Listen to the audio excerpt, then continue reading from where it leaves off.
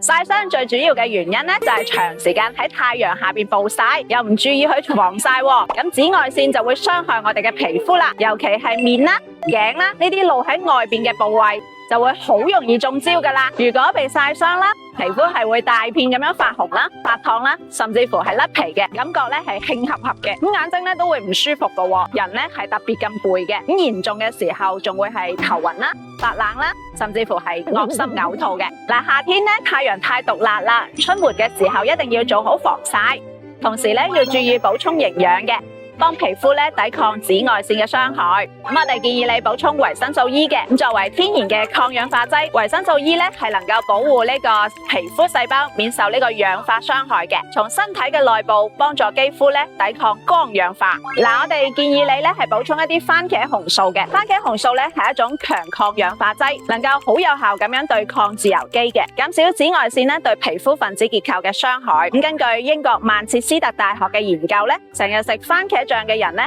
皮膚抗曬能力係會比普通人高將近1/3嘅。嗱，天口慶嘅時候咧，千祈唔好喺中午12點咧到晏晝3點鐘出門，記得要飲多啲水啦，多啲食水果同埋蔬菜，防止脫水嘅。嗱，一定要出門嘅話咧，就一定要做好防曬啦，戴好帽、墨鏡、着長袖衫、擔太陽遮，最好咧再抹上呢個防曬霜，多重嘅保護先至安心噶嘛。今時今日保命要緊啊，保持營養均衡，疾病拜拜。